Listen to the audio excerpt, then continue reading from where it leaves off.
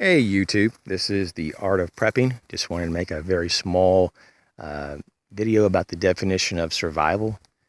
Some people get the word survival mixed in with fear. I've been hearing this lately. Oh, you're just wanting just to survive. You don't want to thrive. Well, it's not the end goal there, not to thrive, but there are some events in life, situations that occur that last maybe minutes or hours, and you just need to get through that event to live. So to endure those events, you have to use the word, or the word is misused quite a bit, to survive. And sometimes through skill sets and preparations, or having the right ability at the right time, you can survive and get through it and live another day. And that's all we're talking about. We're not talking about fear-based programs here or ideology. We're just talking about doing what you need to do to get through the event.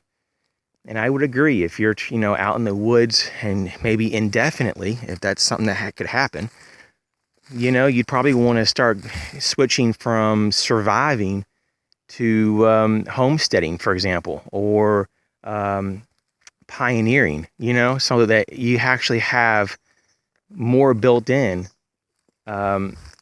terms for longevity, and you're doing things long term instead of just trying to get by right now. Instead of just trying to just forage for food to get your needs met right now, or hunt for food right now, you may want to develop a technique for fishing, or set up traps, or have maybe even a garden, set up long term. And so these things require forward thinking.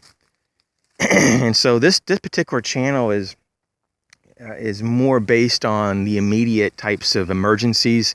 We will touch base on more long-term stuff, but it's not going to be a full-on homesteading type of channel. Excuse me. And so homesteading is very cool. Farmsteading is very cool. Pioneering and is awesome, and it does go hand in hand with bushcraft.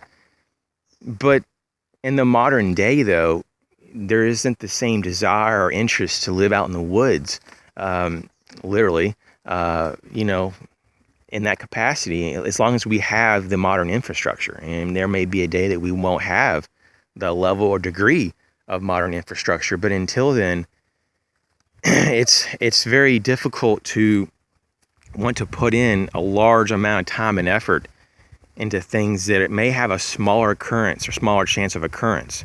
It's much more likely that there's going to be a tornado come through and damage your home, or you lose your job, than a complete grid down. And it is possible, but a complete grid down, or we go to have a World War III, which it seems like it's more likely as the days go by. But we have to go by probability on some events, and we can't predict the future, so we can only look in the past and say, okay, what happens? What is the occurrence rate for these?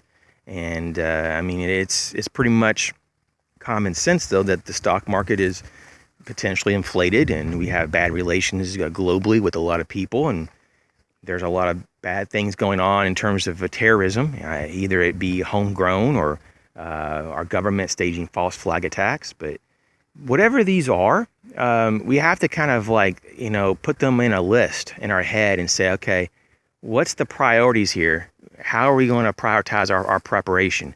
Because as much as you'd want to strive to prepare for everything, it's just not physically possible. And you can't learn everything about everything. So you're going to have to look at maybe like the top 10, the top 15 of the greatest types of potential for disaster. Some people, it's EMPs, electromagnetic pulse bomb or weapon detonated over, in the high atmosphere. Some people think it's maybe solar flares from the sun. Some people think it's economic collapse. Some people think it's the new incoming New World Order that's being designed, and the sovereignty of the nations are being stripped, which we do see right now. The United Nations definitely promotes that. That's their whole agenda. And the Constitution and the Bill of Rights to be destroyed because there's a takeover from within. That's pretty obvious. But there is a point, though, that you have to say some of those things you can't control. So you're going to have to look at it in a big picture way. And so sometimes preparation has to be in a generic form, unfortunately, not just because of resources. But if you put all of your preparation and all your focus into trying to overcome a biological attack, and you won't have anything else, though, for any other type of emergency. So we have to be clear-minded in terms of not be hyper-focused on anything in particular. You can be prepared for things, to overcome, your main thoughts of what is your threats in your area. For sure, but to be prepared in extreme detail in every category is pretty much not realistic. I mean, even in large prepper groups or militia groups or, even the government, for example, I'm sure their contingency plans are fairly specific and detailed and, and very layered, no doubt. But I'm sure that even they have cracks, and deficiencies here and there. And you can't plan for everything. NASA hasn't thought up of every possible event that could go on. Now, have they covered 99.5% of what could happen and has happened? Probably. But there's always going to be a sliver of a percent of the unknown, the unexpected, and the new that we just haven't seen before. I mean, technology continues to advance and continues to grow at such an exponential rate that new possibilities and new threats exist with that.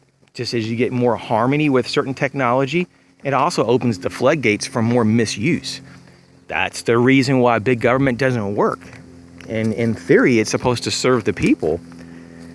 But in reality, though, people misuse the system.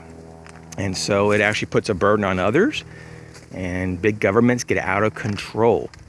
And that's just something we've seen all through history. This is just something that you don't have to be a very intelligent person to see. So with that, you have a great day. Thanks for subscribing, telling a friend, and hitting the like button.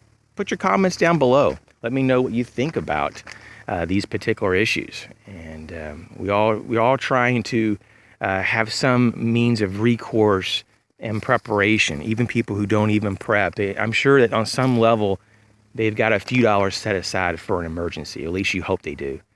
And that's all we're promoting here is having a reserve and resources for the short and the middle term, and for those who have the ability, maybe even the long term. But the long term is less likely than the midterm, and the midterm is less likely than the long term to be experienced. So it's more practical to look at shorter events and shorter types of emergencies and gear up them first because they're the most likely to happen. Thanks for watching.